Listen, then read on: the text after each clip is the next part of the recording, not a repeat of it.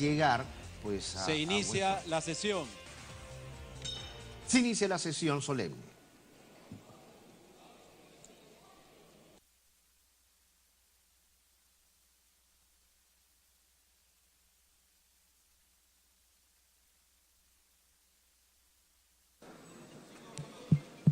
Encontrándose en los salones de la presidencia el señor Martín Vizcarra Cornejo, primer vicepresidente de la República, encargado del despacho de la presidencia de la República, va a ser invitado a pasar a la sala de sesiones. Se suspende la sesión. Como manda el protocolo, ha llegado el primer vicepresidente de la República, Martín Vizcarra. Hay que recordar que el presidente Pedro Pablo Kuczynski se encuentra de viaje en Roma, específicamente en el Vaticano, siguiendo una agenda de invitación al Papa Francisco, quien va a llegar a nuestro país el próximo 18 de enero. Una visita que va a realizar a Lima, a Trujillo y a Puerto Maldonado, una visita pastoral, una visita en donde va a traer su mensaje de fe y esperanza al país. Entonces se ha invitado, en vista que se encuentra pues el primer vicepresidente Vizcarra, para que pase pues a un salón especial y luego pues ya formar parte de la sesión solemne, para que pueda tomar también su lugar y poder pues seguir de cerca lo que va a ser esta ceremonia conmemorativa por el 195 aniversario. Se escucha la banda de música en estos momentos dándole la bienvenida y pues dar el ingreso y rendir los honores protocolares al primer vicepresidente.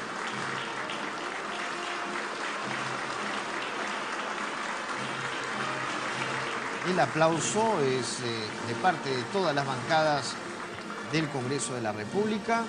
Lo invita entonces el presidente del Congreso a tomar asiento en la mesa directiva.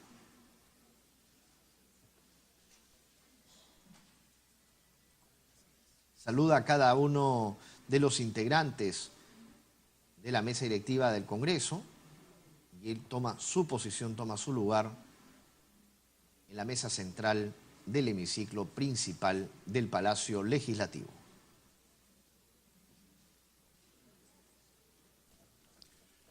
Himno Nacional del Perú.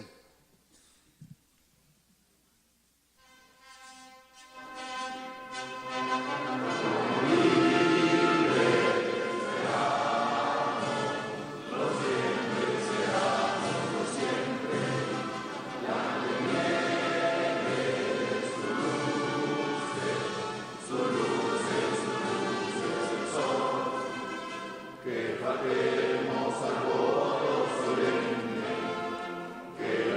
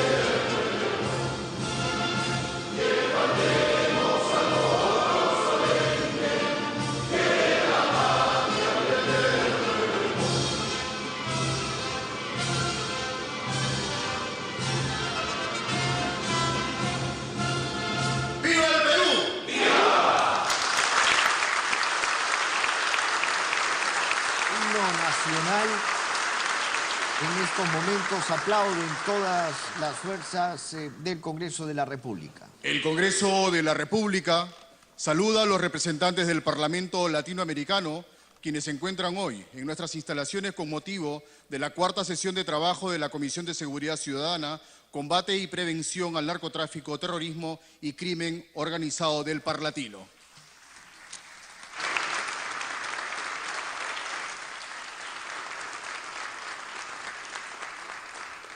Reanudada la sesión, la mesa directiva se complace en saludar la presencia del señor Martín Vizcarra Cornejo, primer vicepresidente de la República, encargado del despacho de la Presidencia de la República, así como a los miembros del gabinete ministerial y demás autoridades invitados especiales que nos acompañan. Como es de su conocimiento de los señores congresistas, la presente sesión solemne está dedicada exclusivamente a la celebración del 195 aniversario del Congreso de la República.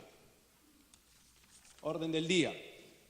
Invito a la señora congresista Echevarría Guamán para que dé lectura a la locución dirigida a la representación nacional por el protector don José de San Martín al entregar la banda bicolor y despojarse del mando supremo en la instalación del Congreso el 20 de septiembre de 1822.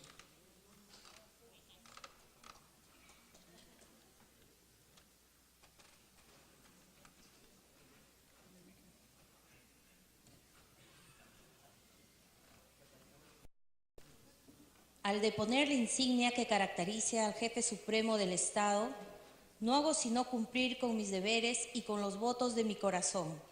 Si algo tienen que agradecerme los peruanos, es el ejercicio del supremo poder que el imperio de las circunstancias me hizo obtener. Hoy que felizmente lo dimito, yo pido al Ser Supremo el acierto, luces y tino que se necesita para hacer la felicidad de sus representados. Peruanos, desde este momento queda instalado el Congreso soberano y el pueblo reasume el poder supremo en todas sus partes. Septiembre de 1822. Gracias.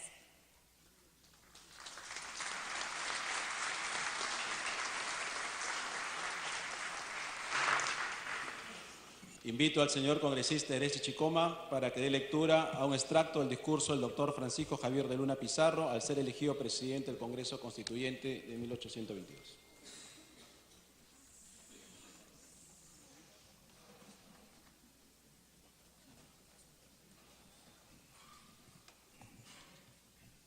Extracto del discurso de Francisco Javier de Luna Pizarro al ser elegido presidente del Congreso Constituyente. Tomado su asiento, el señor presidente anunció que ya el Congreso Constituyente del Perú estaba solemnemente constituido e instalado, que la soberanía residía esencialmente en la nación y su ejercicio en el Congreso que legítimamente la representa. Varios señores diputados pidieron que se publicase un decreto expreso, lo mismo que acababa de anunciar el señor presidente, y así se acordó. Luego dijo el señor presidente que se le permitiese tomar la palabra, ya que el Congreso acababa de hacerle el mayor honor que podía recibir en su vida.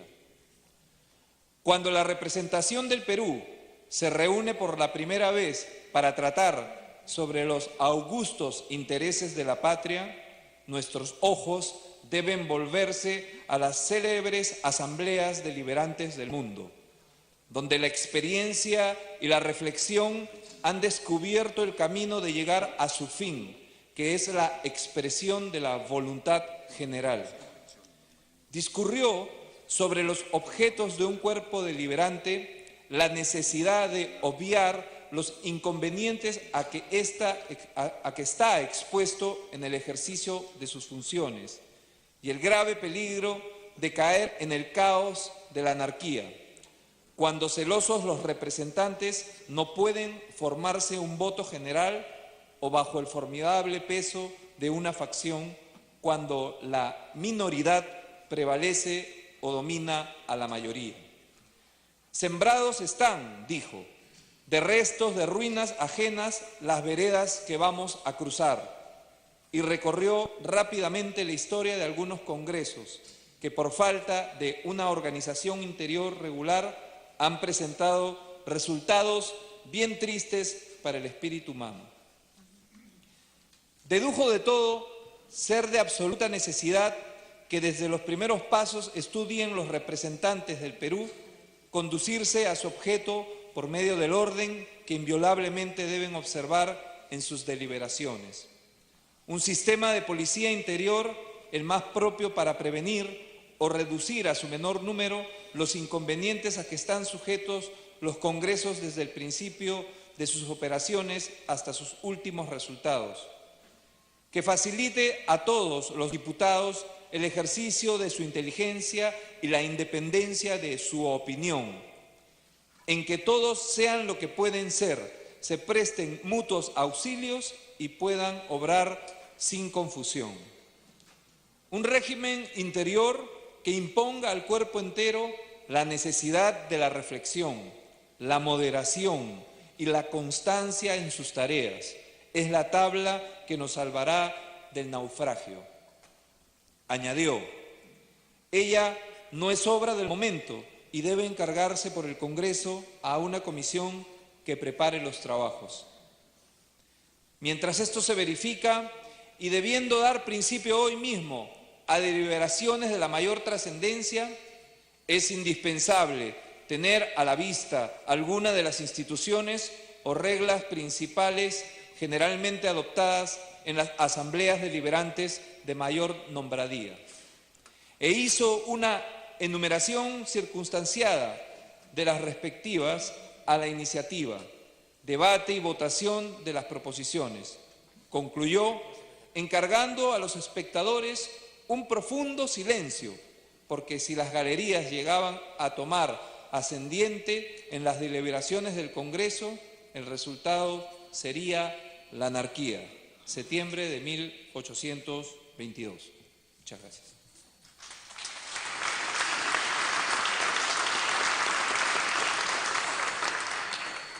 Invito a la señora congresista Foronda Farro para que dé lectura a la ley expedida el 31 de octubre de 1822, por la que se designa el día 20 de septiembre como Día del Congreso Nacional.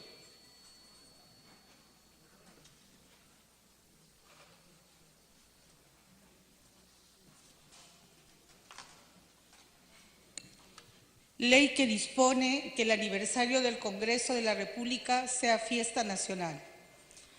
La Suprema Junta Gubernativa del Perú, comisionada por el Soberano Congreso Constituyente, por cuanto él mismo ha decretado lo siguiente.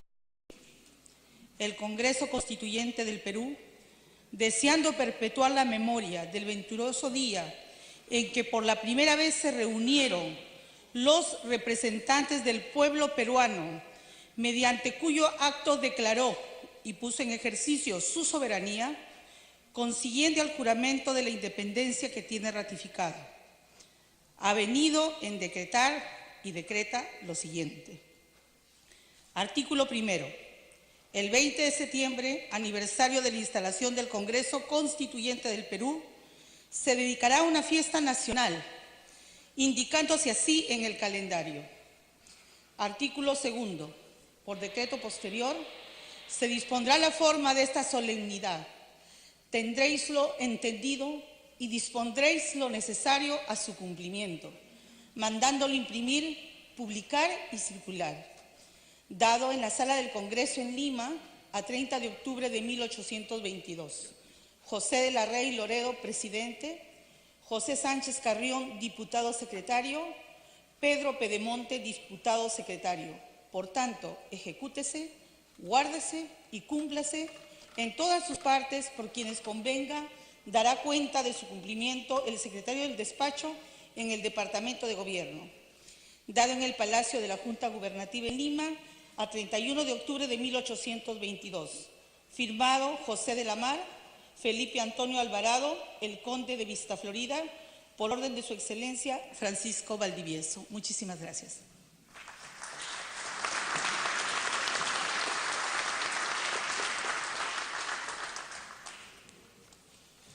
La Presidencia agradece a los señores congresistas por la lectura de estos documentos históricos.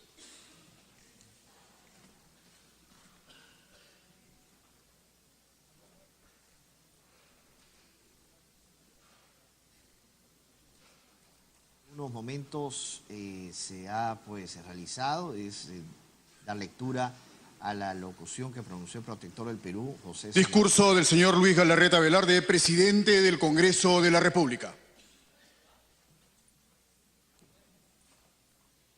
Señor Martín Vizcarra Cornejo, presidente de la República, vicepresidente de la República del Perú, presidente en funciones. Doctor Duberlí Rodríguez Tineo, presidente del Poder Judicial. Señores miembros de la mesa, señores congresistas de la República. Señor Manuel Miranda Canales, presidente del Tribunal Constitucional. Señor Pablo Sánchez Velarde, fiscal de la Nación. Señor Jorge Irribarren Lazo, jefe del Registro Nacional de Identificación y Estado Civil. Señores ministros de Estados. Señores jefes de misiones diplomáticas, aquí a un alto, no ha podido venir nuestros amigos, el embajador de México, por los lamentables sucesos que ayer el Parlamento ha conocido y ha tenido un minuto de silencio, a quien le mandamos nuestras condolencias, y el embajador de Estados Unidos por los también muertes que han habido en Puerto Rico, a quien también le mandamos nuestras condolencias.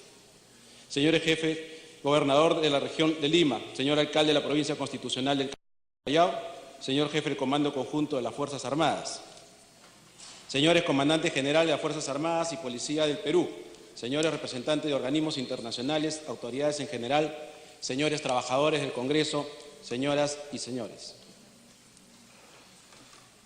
Meditar sobre la forma en que fue pensado y propuesto el proyecto democrático moderno hace poco menos de 200 años en nuestra nación y un poco más de 200 años en otras naciones, tras las gestas libertadoras en nuestra región, nos lleva sin duda a mirar qué tan cerca estamos del conjunto de principios y sistema de valores que nuestros patriarcas consideraron que serían permanentes y generalizados. Desde el nacimiento del primer Congreso Constituyente a nuestros días no ha sido fácil, como suele suceder en los parlamentos del mundo. Durante el desarrollo histórico de nuestras sociedades, muchos acontecimientos debieron pasar para ir fortaleciendo los cimientos de nuestra institución. A inicios, y como hemos escuchado, el libertador, en ese entonces ya protector San Martín, convocó mediante decreto 146 por primera vez a la ciudadanía con el fin de elegir libremente a un Congreso Constituyente con la misión de establecer la forma de gobierno que en adelante regiría el Perú, así como una constitución política adecuada, la cual tendría mucha influencia de la Constitución Liberal de Cádiz en ese momento. Para entonces, aún los ejércitos libertadores estaban por terminar la misión sublime de sellar la independencia con aún resistencia en el sur peruano. El Congreso, que había nombrado una junta de gobierno, tuvieron que enfrentar una primera crisis. Las crisis empezaron desde el primer día que empezó el Congreso. Y esta primera crisis político-militar, frente a la derrota del ejército patriota en Torota y en Moquegua en enero de 1923, quedaron muy desacreditados en ese momento los miembros del primer Congreso. Por ello tuvieron que aceptar el pedido de militares a cargo de Andrés de Santa Cruz para nombrar a Ribagüero como presidente de la República con 39 votos de 60. Tales sucesos dividieron al Congreso. Algunos diputados consideraron que se había ejercido una presión sobre el llamado soberano Congreso, lo cual era inadmisible para muchos, y muchos de ellos no volvieron a sesionar. El presidente del Congreso, Francisco Javier de Luna Pizarro, se expatrió en señal de protesta. Desde ese momento comenzaron a coexistir dos grandes facciones, la realista o española y la separatista o patriota. La separatista o patriota, que estaba dividida inicialmente en republicanos y monarquistas, al ser desechada esta última, se dividió en liberales, parlamentarios y caudillistas. De ese momento ya habían varias bancadas.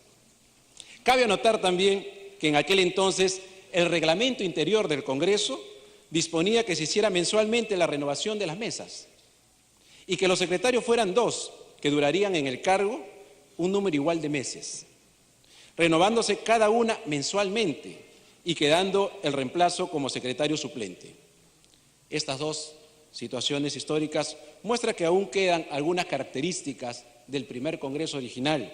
Otros países han avanzado en el caso de las comisiones y en las presidencias, cuyos mandatos normalmente son el periodo completo para el cual han sido elegidos los congresistas y son sociedades más desarrolladas en su democracia. Celebramos el 195 aniversario del Congreso de la República en momentos que nuestra institución debe fortalecerse y consolidarse por el trabajo que desarrollan los 130 parlamentarios de las distintas bancadas políticas en el cumplimiento de sus funciones constitucionales, tanto de legislar, representar como fiscalizar. Desde la instalación del primer Congreso Constituyente de nuestra historia, el 20 de septiembre de 1822, han pasado casi 2 siglos. Y la política peruana ha evolucionado permanentemente, incluyendo, como no y lamentablemente, los avatares de interrupciones de golpe de Estado que demócratas, como somos nosotros, nunca más podemos permitir ni tolerar. En esa evolución, los peruanos hemos seguido las tendencias de legislaciones mundiales en cuanto a mejorar a la defensa de los derechos humanos, a la promoción del sistema de gobierno democrático, como por ejemplo legislar para que los analfabetos, las mujeres y los indígenas tengan derecho al voto y participe activamente en la política nacional, eligiendo y ser elegidos.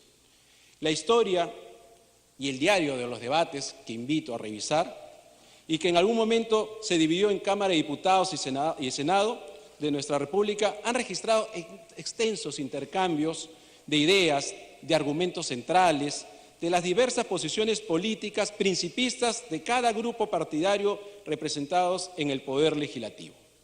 Por ejemplo, hasta hace 62 años atrás había sectores conservadores que sostenían que el lugar perpetuo de la mujer, por gracia divina y por naturaleza, era la casa, realizando labores domésticas y al cuidado de los hijos, que la política ocasionaría divorcios y abandonos del hogar.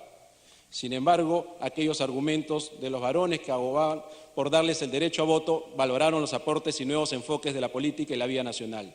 Terminaron por imponerse en el Parlamento, donde se debatió con altura, respeto, características que siempre debemos practicar. Históricamente, el Parlamento ha logrado aprobar derechos, ha logrado aprobar diferentes aspectos que han servido para el desarrollo de nuestra vida conforme ha evolucionado nuestra sociedad. En este quinquenio gubernamental, las normas constitucionales y el voto popular han determinado que existe un equilibrio de poderes entre Parlamento Nacional y Poder Ejecutivo. Un escenario que no se vivía desde hace muchas décadas atrás. Nuestra obligación es mostrar el significado real de este equilibrio de poder, que no es otra cosa que el legítimo contrapeso político, como sucede en muchas y fuertes democracias. Ese control político materializado en el acto de fiscalizar debe ser más eficiente, si no, seguirán ocurriendo hechos escandalosos de corrupción, como ahora nos enteramos por delaciones que involucran a altos funcionarios estatales y hasta expresidente de la República, uno incluso aún con orden de captura. Por eso esta gestión, la mesa directiva en su conjunto, está fortaleciendo el trabajo del control político y fiscalización con los parlamentarios. Aunque los reflectores siempre están en el Congreso y en el Ejecutivo, lo cual no está mal, pero más allá del certificado de sostenibilidad que la prensa, que los medios de comunicación, que la opinión pública tienen hacia el Parlamento con estos reflectores que menciono, es importante también señalar que el control político debe estar dirigido a los gobiernos subnacionales, donde ahí existen muchos recursos por fiscalizar. Es muy preocupante que se manejen muchos recursos y el control político a veces se queda más en la instancia nacional, o lo que llamé el 26 de julio el macro control político. En el 195 aniversario del Congreso de la República, considero que todos los parlamentarios van a coincidir conmigo en que debemos permanentemente estar enfrente de la lucha contra la corrupción. Y el Ejecutivo debe saber que estamos del mismo lado para evitar que los mafiosos, los lobistas o coimeros se salgan con la suya. Tenemos una gran responsabilidad en materia de lucha contra la corrupción.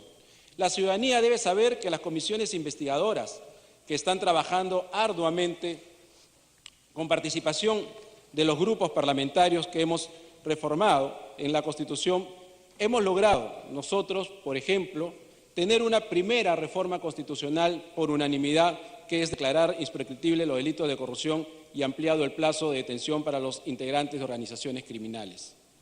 Hay un trabajo en conjunto de las reformas constitucionales y de nuestras comisiones investigadoras.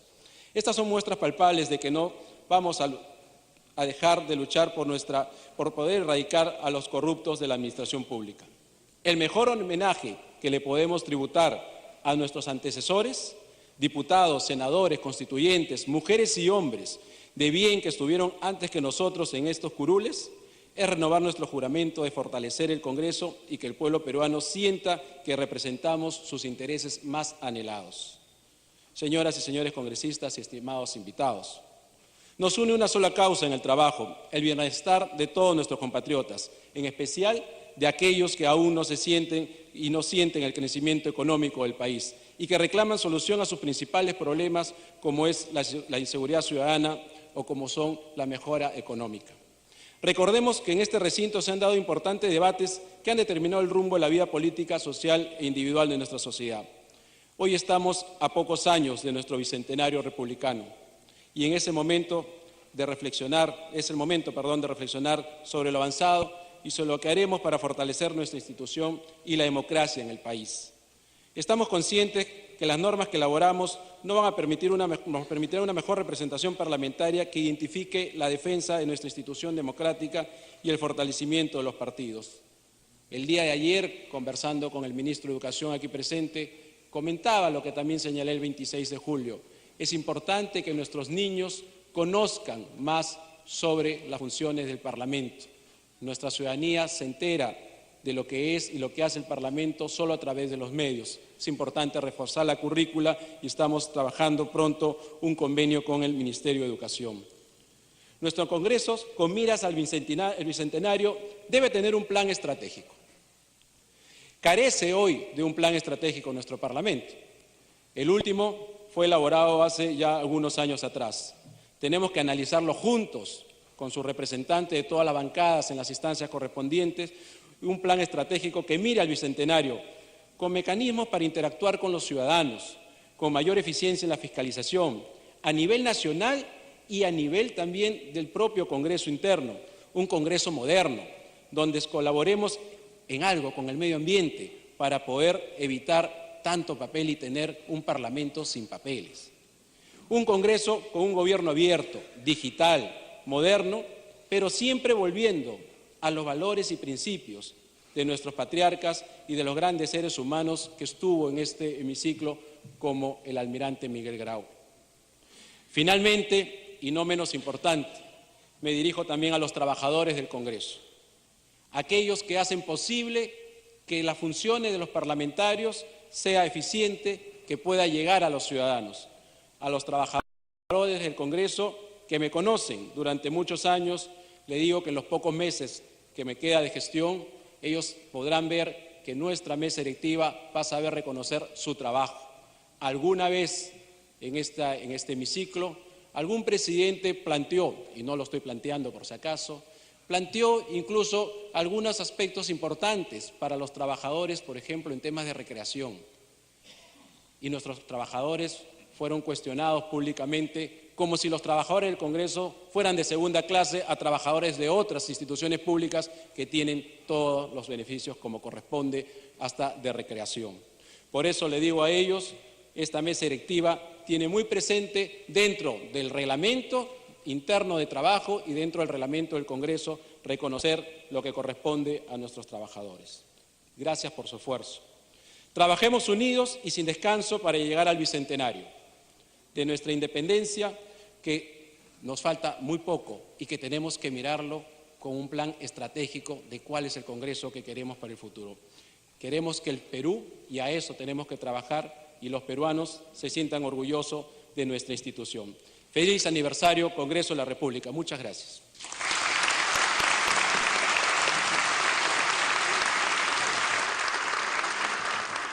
Reta, un discurso bastante inclusivo, bastante consensuado, bastante moderno también, sobre cómo se tiene que trabajar. Palabras del señor congresista García Belaúnde en representación del Grupo Parlamentario Acción Popular.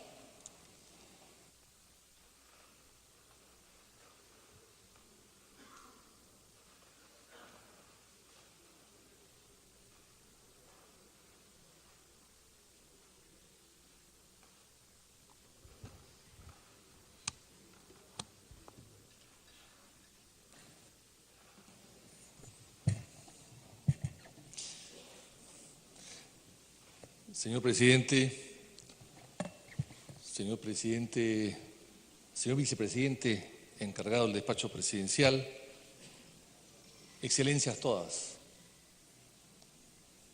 La Biblia dice que los últimos serán los primeros. Eso me está pasando a mí en este momento. Soy la bancada más pequeña o pertenezco a la bancada más pequeña y voy a hablar el primero. Espero que esa costumbre permanezca en el tiempo. Pero si hablamos de Biblia, hay que decir que aquí también el Congreso se inspiró en la Biblia, en los santos evangelios, en la fe, en la religión. Se buscó una asistencia divina para instalar el Congreso. Se juramentó en nombre de Dios y de la patria. Y también se crearon obligaciones y demandas en nombre de Dios y de la patria. Y este Congreso entonces tiene una larga historia que el presidente de alguna manera ya la ha descrito perfectamente bien. Este Congreso no es pues inspirado en la estructura del poder precolombina, ni tampoco virreinal. En el virreinato la audiencia real y el virrey hacían lo que querían, dictaban leyes. Este Congreso se inspira entonces en una costumbre más bien anglosajona, más bien francesa, más bien Cortes de Cádiz. Y las Cortes de Cádiz, que el Perú tuvo tanta presencia, tan es así que las presidió, y el presidente de las Cortes de Cádiz está enterrado hoy día, peruano él, Vicente Morales Duárez, en Cádiz precisamente porque murió ejerciendo la presidencia de la Corte de Cádiz, enterrado en la Basílica San Felipe Neri, presidente. El Congreso peruano debería colocar una placa recordatoria allí, o traer sus restos en todo caso. Pero entonces esta experiencia se recoge de allí. Y San Martín, que conocía perfectamente lo que significaba el ser recipendiario de la voluntad popular y que quiso convocar al Congreso antes del año 22, del 20 de septiembre del año 22, pero que no pudo hacerlo porque tuvo que resolver problemas primero a través de la reunión de la cumbre, podría llamarse hoy día, de Guayaquil, entre San Martín y Bolívar, que no se sabe mucho. Ahí en las versiones hay dos versiones de Tomás Cipriano Mosquera, asistente general, asistente de Bolívar, y luego lo que Bolívar cuenta ya en su vejez en Boulogne-sur-Mer, vejez que llevó con dignidad gracias a la mesada que le aprobó este Congreso a San Martín hasta el último de sus días. No fue un recurso económico ni un sostenimiento de Argentina, sino del Perú, que como siempre ha sido generoso con sus fundadores. Pues bien, en ese momento lo que se sabe de la reunión es un poco a través de Tomás Cipriano Mosquera y también a través de Domingo Sarmiento, que lo visitó de viejo y escribió después sobre